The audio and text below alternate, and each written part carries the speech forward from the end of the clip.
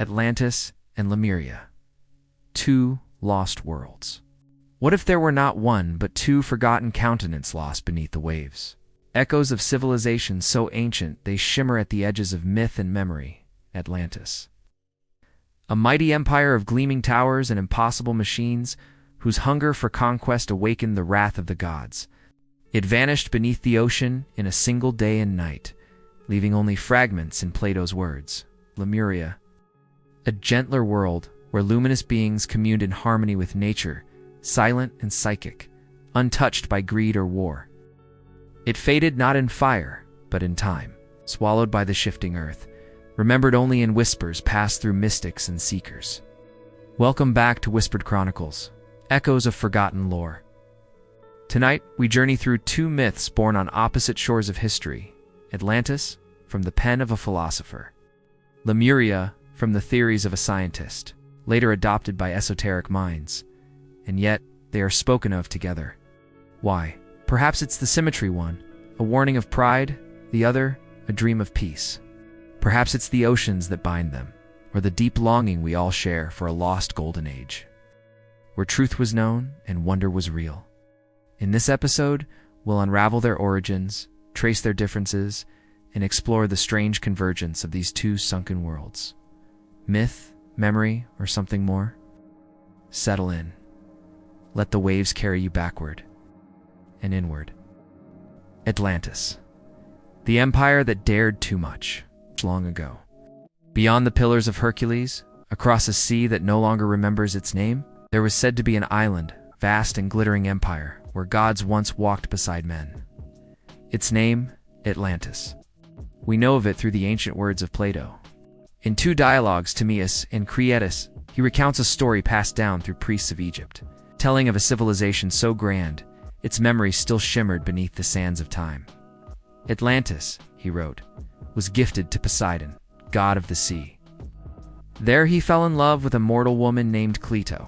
From their union came 10 sons, demigods who ruled over 10 kingdoms. At the center of it all stood the capital, built upon a low hill, ringed by water and land.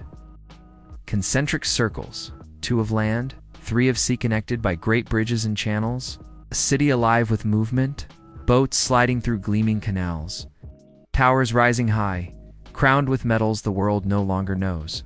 Orichalcum, mysterious radiant metal, second only to gold, lined the walls of temples and statues. Red, white, and black stones quarried from the island itself formed the city's proud bones. They had hot springs that healed, gardens that stretched endlessly, an irrigation system that nourished vast fields, feeding a nation. The Atlanteans were brilliant, masters of architecture, astronomy, metallurgy, but they were not content. Their reach grew wide, their ships carried warriors and kings, and soon they sought to dominate all the world around them. And with their conquest came corruption. They turned from their divine nature, abandoned the law of balance. Their hearts grew proud, their vision clouded by greed and power, and so the gods convened, and justice came like thunder. In a single day and night of misfortune, Atlantis was swallowed by the sea. Not one stone remained above the waves, or so the story goes. But stories, as we know, do not die so easily. Since Plato's time, the world has searched. Some believe the ruins lie in the Azores, deep in the mid-Atlantic, where underwater ridges hint at ancient shapes. Others point to the Bimini Road, an underwater path of flat, rectangular stones near the Bahamas, said to be too perfect to be natural. Still more believe Atlantis lies beneath the Antarctic ice, or beneath the sands of the Sahara, where a strange geological wonder, the Eye of the Sahara, which is Plato's description. Concentric rings, mountains to the north, fresh water nearby. And then there are those who say Atlantis was not destroyed, but hidden. The mystic Edgar Cayce claimed that the Atlanteans possessed technology far beyond our own. Crystal power sources, energy drawn from the earth and stars, machines that bent vibration and sound. He spoke of 2 factions, the sons of the law of one, who sought harmony and wisdom, and the sons of Belial, who craved domination, spiritual war, hidden beneath the gleam of marble and gold. Cayce believed some Atlanteans foresaw the coming disaster, preserved their knowledge in 3 halls of records. One beneath the Sphinx in Egypt, one in the Yucatan, and one beneath the sea near Bimini. No such vaults have ever been found. And yet, the story continues. Atlantis endures not because we can prove it, but because we feel it. It is the myth of brilliance turned blind, of knowledge untethered from wisdom. A mirror held up to the human soul. And perhaps, it is not just a place we lost, but a part of ourselves. A voice beneath the waves, whispering of what we once were, and what we might become again, should we forget the cost of greatness. Lemuria, the forgotten land of light, before language had weight, before the world knew war. There was said to be a land where beings of light moved with the rhythm of the earth, and the sky was not yet separate from the soul. This land, Lemuria, unlike Atlantis, Lemuria did not begin in legend. It began in science, at least in the science of the 19th century. Philip Sclater, a British zoologist, sought to explain a mystery. How could lemur fossils be found in both Madagascar and India, but not in the lands in between? His answer was a lost landmass, a bridge between worlds. He called it Lemuria. But science soon moved on. The theory was abandoned. Yet the name remained drifting like mist into the hands of mystics. In the late 1800s, Helena Blavatsky, co-founder of the Theosophical Society, reimagined Lemuria as something far more profound. In The Secret Doctrine, she described it as the home of the third root race, a phase of early humanity not bound by flesh as we are today. The Lemurians, she said, were vast, towering. Their bodies were semi-etheric, part spirit, part form. They were neither male nor female, but a balance of both. They reproduced by will, communicated through telepathy, and lived in tune with the vibrations of the cosmos. They built not with stone, but with resonance. Their temples were formed from crystal and light. Some say their cities shimmered like mirages, suspended between planes of being. They did not conquer. They did not dominate. They listened. They remembered. They held the wisdom of stars and oceans in their breath. But even in this gentle world, change came. Some accounts say Lemuria fell to fire, volcanoes and quakes tearing through the Pacific Basin.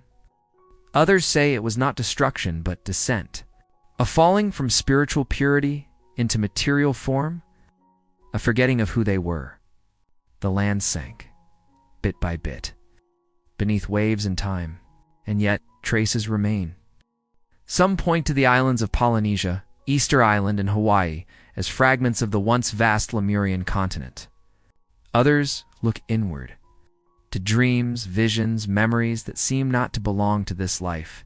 And there is one place where the legend still breathes. Mount Shasta, lone snow-crowned peak in Northern California, shrouded in mist and silence. Some say it is hollow, that deep within its volcanic bones lies a hidden city. Telos, first whispered into the world in 1894. Through the channeled words of a young man named Frederick Spencer Oliver, Telos was the refuge. The last sanctuary of the Lemurians after the oceans took their home. There, beneath the mountain's roots, they built halls of crystal and light, preserved ancient wisdom, and waited. Some who walk the mountain trails speak of tall figures in white robes, gliding silently between the trees. Others hear music with no source, or voices rising from the stones. They say the Lemurians are not gone, only hidden. And if you listen closely, Mount Shasta hums with something more than wind. A heartbeat, a memory, a promise. Lemuria may never be found on a map, but it lingers in the quiet moments, in the pull of stillness, in the feeling that we have been more than we are. It is not a myth of loss, but of memory. A dream of what it means to live not above nature, but within it.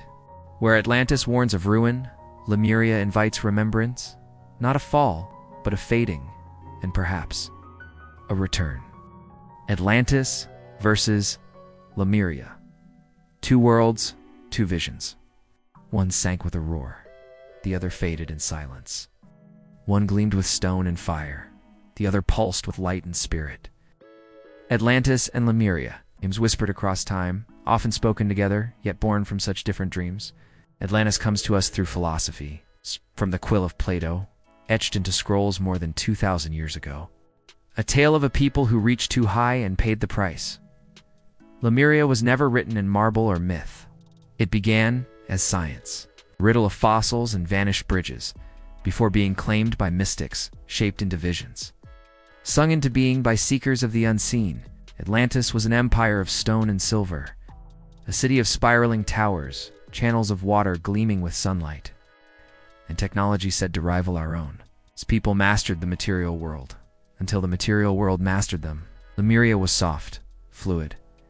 Its cities, if they existed, were temples of crystal and thought. Its people did not build machines, they moved with energy, communicated with feeling, lived in harmony with tides and trees and stars. Atlantis was located beyond the Pillars of Hercules, what we now call the Atlantic Ocean, a world rooted in Western memory. Lemuria drifts in the waters of the Pacific and Indian Oceans, sometimes near Australia, sometimes beneath the shadow of volcanoes. A world glimpsed through eastern mist. Atlantis fell, we're told, because of pride, because its people forgot the balance. Their greatness became their undoing. Lemuria, if it fell, did so gently through shifts of the earth, or shifts of spirit. A golden age lost not in punishment, but in the slow erosion of memory.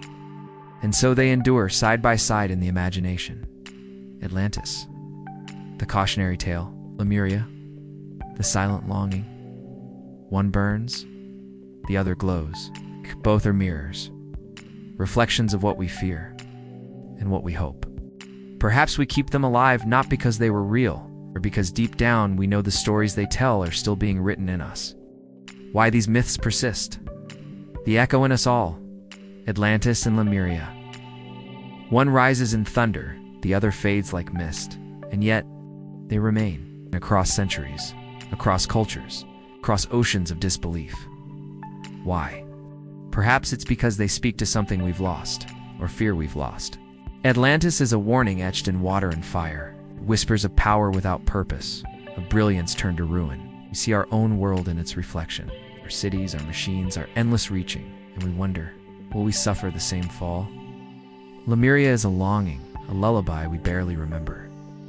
It hums of harmony, of communion, of an age before noise.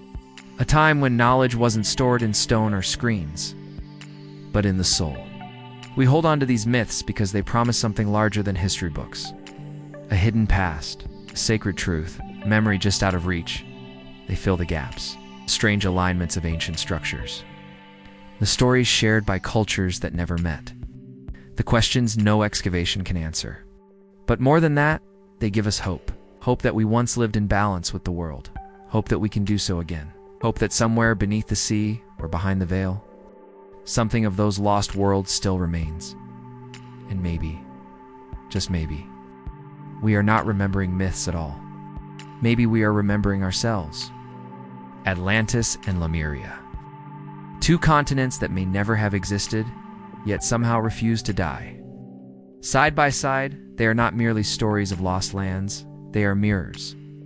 One reflects our fear that our machines, our towers, our ambitions may one day consume us. The other reflects our longing that perhaps once we lived in balance with the world and might again. And maybe this is why we still speak their names. It's not to uncover continents beneath the waves, but to uncover the truths within ourselves. For in every myth, there is a message, and in every ruin, a reflection. So tonight I ask you, do you believe these tales are echoes of real civilizations lost to time? Or are they something deeper? Reflections of our hopes and our fears for humanity's future. You've been here with us in Whispered Chronicles, echoes of forgotten lore. If these journeys stir something within you, I'd love for you to stick around with us. Subscribe, share your thoughts, and let your voice join the chorus of seekers who walk these hidden paths. Together, we'll keep unraveling the stories the world has tried to forget. And until we meet again, stay safe.